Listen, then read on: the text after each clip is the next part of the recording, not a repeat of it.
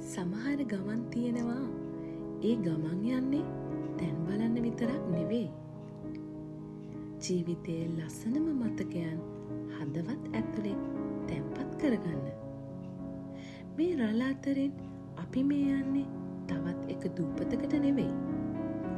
ආදරය කරන අය එක්ක ගත කරන පුංචි හෝරාවක තියෙන වටිනාකමත් විඳින්න. එහෙනම් අද අපි යන්නේ Isle of Wight UK වල තියෙන ලස්සනම දූපතක අසිරිය බලන්න.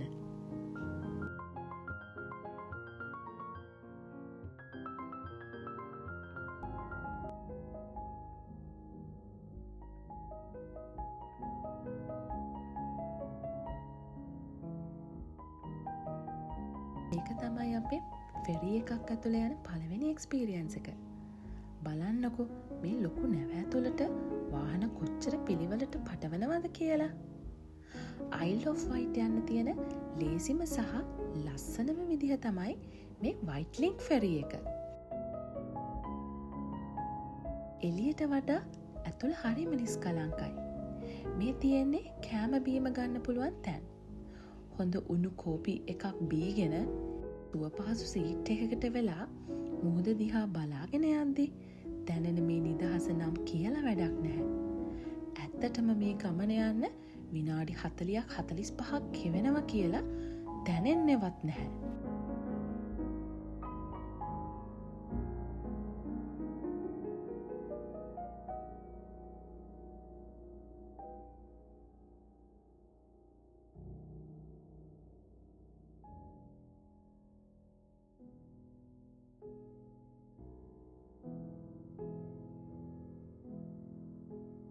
ෆෙරි එක ඇතුළේ කොච්චර සැප පහසුව තිබුණත් මේ එළියට ඇවිත් විඳින නිදහසට නම් ගහන්න ලෝකෙ කිසිම දෙයක් නැහැ.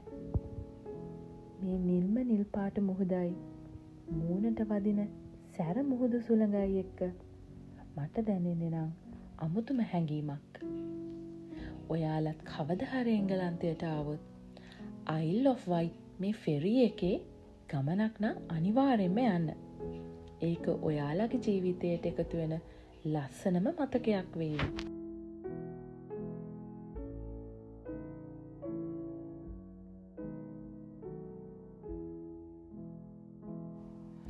මුහුදු හුළඟත් විඳගෙන දූපතට ගොඩ බැස්ස ගමන්ම අපිට හිඳුනේ මුලින්ම පොඩි විවේකයක් ගන්න. දිග දුරක් වාහනය පදවාගෙන ආපු නිසා හැමෝටම සෑහෙන මහන්සියි. ඒ නිසා අපි කෙලින්ම ආවා අපේ ගමනේ නවාතැනට. ඉතින් ඉස්සරහා දවස් 2-3ම අපි ගත කරන්නේ මෙතන. මේ ලැබුණු පුංචි නිවාඩුවේදී දූපතේ තියෙන හැම ලස්සන තැනක්ම උපරිමයෙන්ම විඳින්නයි අපේ මේ සූදානම. ඔන්න එහෙනම් අපි ආවා අද දවසේ අපේ පළවෙනි සහ අන්තිම ඩෙස්ටිනේෂන් එක වෙන ඔස්බෝන් හවුස් එකට. මේක නිකම් මාලිගාවක් නම් නෙවෙයි. වික්ටෝරියා රැජිනයි ඇල්බර්ට් කුමාරයයි රාජකීය රාජකාරිවල සේරම බර පැත්තකින් තියලා තමන් ගේම කියල නිදහස් ජීවිතයක් ගත කරන්න ආපු ආදරණීය නවාතැනක්.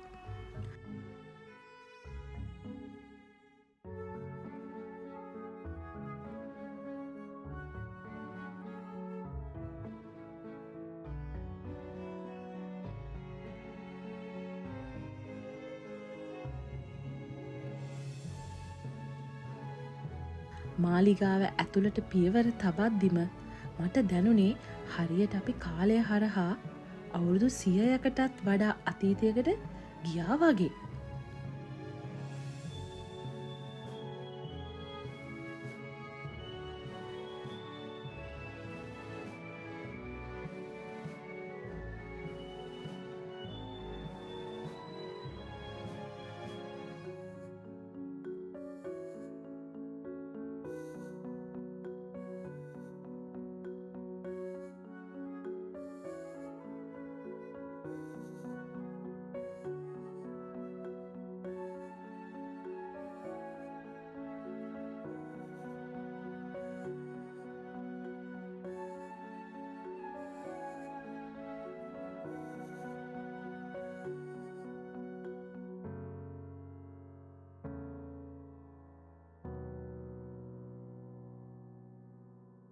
අපි හැමෝම හිතන්නේ රජපෞල් කිව්වම හරිම දැඩි නීති රීති මැද ජීවත් වුණ අය කියලා.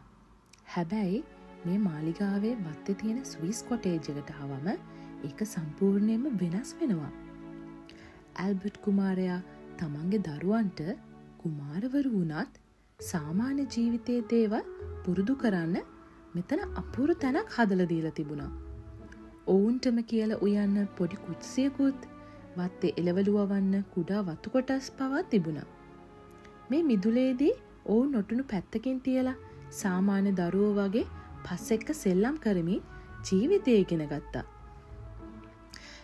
ඇත්තටම ඇල්බර්ට් කුමාරයා කියන්නේ හරිම අපූර්ව තාත්තා කෙනෙක් නේද? දරුවෝ සෙල්ලම් කරද්දී එකතු කරපු එක එක විදිය පරණ දේවල්, ගල් කැට, සත්ව පොසිල වගේ දේවල් තියාගන්න ඔවුන්ටම කියලා පුංචි කෞතුකාගාරයක් පවා ඔහු හදලා තිබුණා. රටක් පාලනය කරන්න කලින් මහ පොළවේ යථාර්ථය දරුවන්ට දැනෙන්න ඕනි කියලා ඔහු විශ්වාස කළා.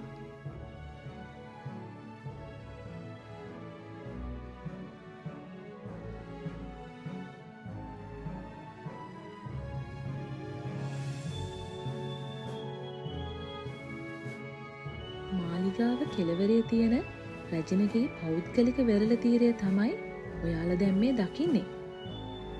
මෙතන ඉන්නේදී හිතට දැනෙන්නේ පුදුම නිශ්ශබ්දතාවයක්.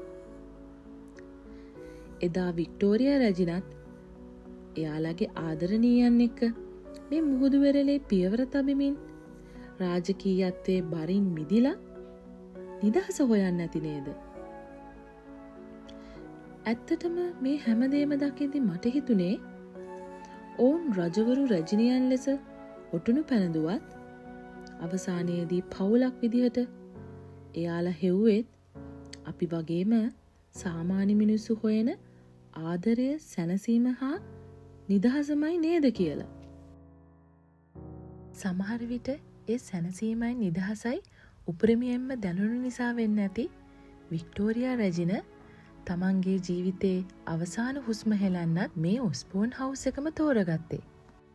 ඉතින් ඔස්බෝන් හවුස් එකේ හැංගුණු අපූර්ව අතීතයයි ආදරණීය මතකයන් ටිකයි හිතේ තියාගෙන අපේ පළමු දවසේ චාරිකාව අපි මෙතනින් අවසන් කරනවා. හැබැයි අපේ මේ දූපත් ගමන මෙතනින් ඉවර වෙන්නේ නැහැ. හෙට දවසේත් මේ ලස්සන දූපතේ අපි අනේන ඔයාලා කවදාවත් නොදකපු රසවත් වගේම විශ්මිත තැන් ගොඩක් ඊළඟ වීඩියෝ එකේ අපි ඔයාලා වෙනුවෙන්ම අරන් එන්න සූදානම්. ඒ වගේම මේ වීඩියෝ එකට ලයික් එකක්, කමෙන්ට් එකක් දාලා අදහස් ඉදිරිපත් කරන්නත් අමතක කරන්න එපා හොඳේ. එතකන් හැමෝටම ආදරණීය සතුටුදායක දවසක් වේවා.